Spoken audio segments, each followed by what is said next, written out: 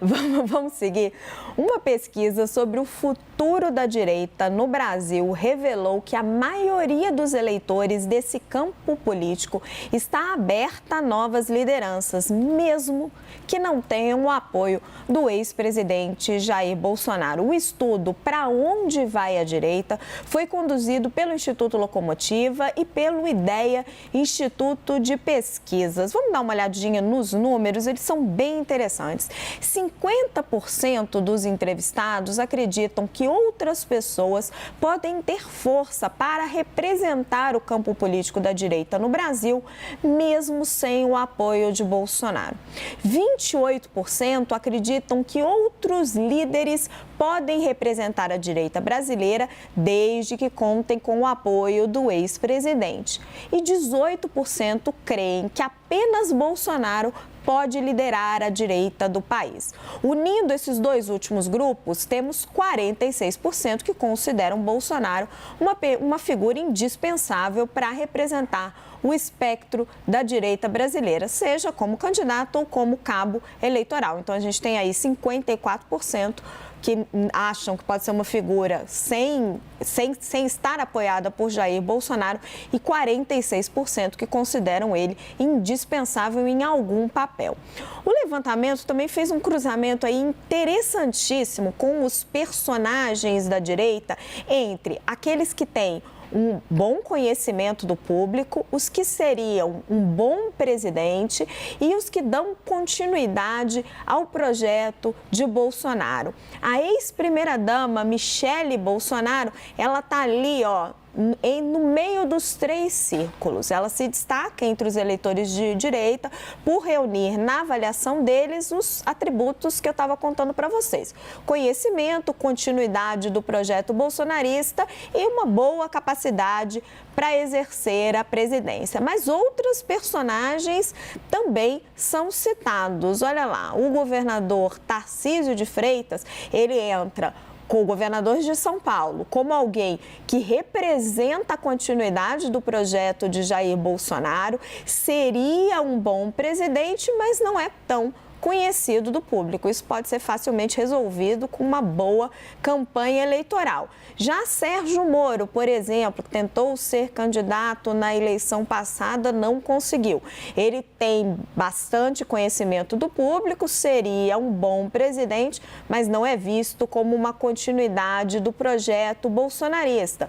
Romeu Zema, governador de Minas, ele aparece apenas no círculo como um bom gestor, seria um bom presidente. Não é tão conhecido do público e nem representaria diretamente, na visão dos eleitores, a continuidade do projeto de Jair Bolsonaro. E aí temos Eduardo Bolsonaro, filho de Jair Bolsonaro. Ele representa a continuidade, claro, do projeto do pai, tem o conhecimento do público, mas não é visto como um possível, um provável bom presidente para o Brasil. O estudo Para Onde Vai a Direita ouviu 1.531 eleitores em todo o país por telefone entre os dias 30 e 31 de maio. A margem de erro é de 2,5 pontos percentuais. E agora a gente conversa com Silas Schuman, CEO do Instituto Pesquisa IDEA, um dos responsáveis pelo estudo e que sempre é nossa parceira aqui no CNN Arena. Silas, seja muito bem-vinda. Boa noite para você. Querida, já emendo a minha primeira pergunta. A capacidade de Jair Bolsonaro como cabo eleitoral não é tão forte quanto a gente imaginava? Boa noite, Raquel. Boa noite a todos. Prazer estar aqui. A capacidade dele é bastante forte. Assim, a gente vê, por exemplo, os nomes. Quem tem o sobrenome Bolsonaro já sai de um patamar bastante alto, como é o caso mais específico de Michele Bolsonaro, sua mulher. Mas você tem aí um eleitorado que também é antipetista, um eleitorado que pode ter votado em Bolsonaro na eleição, nossa última eleição, para não ter o PT no poder. Então, esse esse é um eleitorado que, com certeza, está em busca de outras alternativas e não obrigatoriamente alternativas apoiadas por Bolsonaro. Mas, voltando ali aos nossos números, você vê ali que tem 18% de eleitores fechados com Bolsonaro e mais 38% de eleitores que gostariam que seu candidato fosse, sim, apoiado por Bolsonaro. Então, ainda vejo uma força bastante grande. Agora, o que a gente viu nesse estudo foi o surgimento de novas lideranças. E por novas lideranças, é importante a gente falar que não são lideranças outsider, não são lideranças que vêm de fora da política, como aconteceu na eleição de 18, né? São lideranças, governadores que estão fazendo ali seus mandatos, e aqui eu cito, além dos que apareceram aí nesse gráfico que a gente fez, ainda, né, além de Tarcísio de Freitas, além de Romeu Zema, você tem outros governadores como Ratinho Júnior, você tem Eduardo Leite, que não é tão à direita, vai mais para o centro, mas é visto como alternativa, também sendo lembrados pela população e com capacidade de, fazendo campanha, também virem como alternativas. Então, você tem novidades aí para frente. Cila, o fato de Michele Bolsonaro tá ali no centro dos 3 círculos, ser conhecida, representar o legado de Bolsonaro e, na percepção da população, poderia ser uma boa presidente, faz dela a candidata ideal da direita ou não? Olha, eu acho que ela tem uma vantagem, ela sai de um patamar bastante alto, até pelo sobrenome. Ela também tem uma entrada importante no público, no eleitorado que cresce, que é importantíssimo, que é o eleitorado evangélico. O que precisa saber é se ela passa disso, não é? Quer dizer, a gente está falando aí de sair muito bem no primeiro turno e de ser uma alternativa. Agora, se isso vai para o segundo turno como uma alternativa de vitória, já depende muito de outras variáveis. O que talvez seja importante, uma candidata que sai de um patamar já tão alto, para o seu partido fazer, por exemplo, bancadas, que também é muito importante quando você sai com uma candidatura, né? Então, tem muitas variáveis ali nas decisões dos partidos. E o que te mostra essa pesquisa sobre o tamanho do bolsonarismo no Brasil e do antipetismo? Olha, essa pesquisa, a gente fez um estudo bastante profundo. Nós juntamos aí 2 institutos de pesquisa, mais 5 profissionais, analistas. Nós fazemos essas análises para o mercado financeiro em época eleitoral e agora estamos fazendo também em época não eleitoral. Então, é uma novidade, a gente chama Zeitgeist. O que a gente vê é um eleitorado muito firme com Bolsonaro ali na casa dos 18%. A gente tem esse outro patamar ali de eleitores que podem ir com Bolsonaro, mas a grande maioria que a gente percebe realmente é um eleitorado antipetista, que é um eleitorado tradicional no Brasil. Ele é antipetista desde a eleição de 1989. A gente tem um eleitorado antipetista que se manifesta nas urnas. Então, é importante também a gente olhar para isso. Por outro lado, a gente tem hoje uma direita no Brasil, que é muito representada por Bolsonaro e não dá para se esquecer disso. Nessa pesquisa, a gente percebe que essa direita, ela se mobiliza muito por assuntos que entraram nas redes sociais, como STF, como urnas eletrônicas, muito mais do que sobre assuntos, por exemplo, relativos à economia. Então, a esquerda e a direita, pelo que a gente viu no estudo, ela não difere tanto nesses temas, o que, de um lado, é surpreendente para a gente, por outro lado, isso vai de acordo com o que acontece hoje no mundo. Em todas as eleições, a gente vê aí um eleitorado muito mais mobilizado em torno de assuntos de comportamentos, de assuntos que estão nas redes sociais, de assuntos que criam polêmica, do que em assuntos muito objetivos, de política pública concreta. Então, a polarização, ela leva a isso, né? Esse chamaria quase que de um desvio, né, das pessoas não olharem para qual candidato pode fazer melhor para o país ou para aquele eleitor, e sim em assuntos que gravitam aí em torno de candidatos dos dois extremos. Agora, é importante a gente falar que qualquer candidato na próxima eleição, além de estar no extremo, ele vai ter que dialogar com o centro no Brasil, e acho que esses candidatos é que a gente não tem muitos, e esses governadores podem se beneficiar disso, né, de irem mais para o centro, embora tenham o apoio de Bolsonaro. Todos eles parecem menos extremistas que Jair Bolsonaro. Sila, minha parceira Tainá Falcão, tem uma pergunta para você. Tainá. Oi, Sila, tudo bem? Boa noite. Sila, a gente ainda fala bastante sobre a dificuldade do governo, enfrentada também durante a campanha, eu falo do governo atual, de tratar as chamadas pautas de costumes, cujo há um público afeito a essas pautas que praticamente quase que decidiu a eleição passada, né, que são os evangélicos, com quem o governo ainda não consegue dialogar, né, o governo do presidente Lula. Essas pautas de costumes, elas estão já impregnadas na direita ou elas podem se dissipar para a esquerda? Tem alguma chance da esquerda absorver de alguma forma essa pauta ou não? Ela está colada com a direita? O que diz a pesquisa em relação a isso?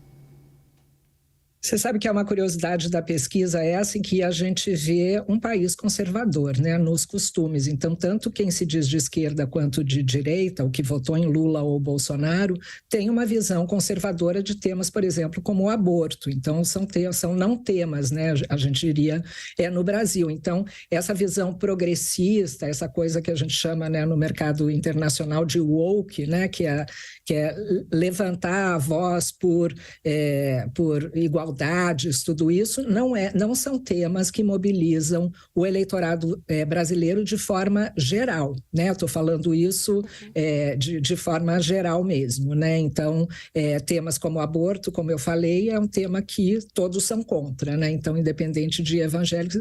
Agora, eu até tenho falado aqui quando eu venho no Arena, né? O aborto também não é um tema porque ele não é discutido, né? Ele é uma pauta que ela não entra na agenda pública brasileira, como em outros países da América Latina. Então, eu acho que tudo que não entra na agenda da opinião pública, que não é debatido na imprensa, nas redes sociais, acaba que as pessoas têm menos posição. Por outro lado, por exemplo, quando a gente perguntou a pesquisa, outra questão que une esquerda e direita são policiais armados na porta das escolas. Isso é uma demanda dos dois lados que a gente percebe.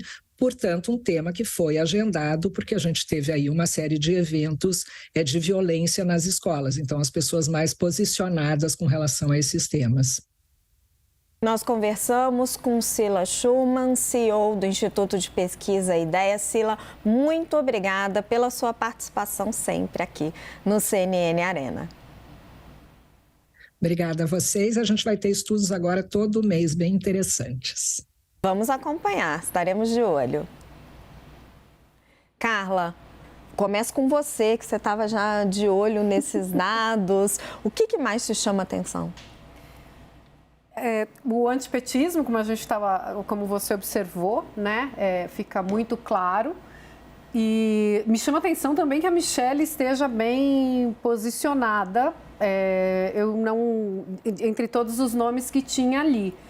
Acho que hoje a ciência política está debatendo muito a questão da direita e extrema-direita. Até me chamou a atenção para entender, por exemplo, a Michelle Bolsonaro estaria mais nesse espectro, o Eduardo Bolsonaro, mas o Tarcísio e o próprio Zema tentam se descolar da extrema-direita. Exatamente, que o que a gente está chamando de extrema-direita é tudo aquilo que é muito radical, como foram as propostas do governo Bolsonaro. Acho extremamente interessante o que a Sila falou ali sobre as pautas de costumes, como o Brasil não abraça questões tão fundamentais que a América Latina já está muito na frente, como falar de maneira séria do aborto, que é uma coisa que a esquerda, o campo oposto à direita, não pega essa bola exatamente porque, olha, é conservador, etc., e fica todo mundo no meio desse embaço.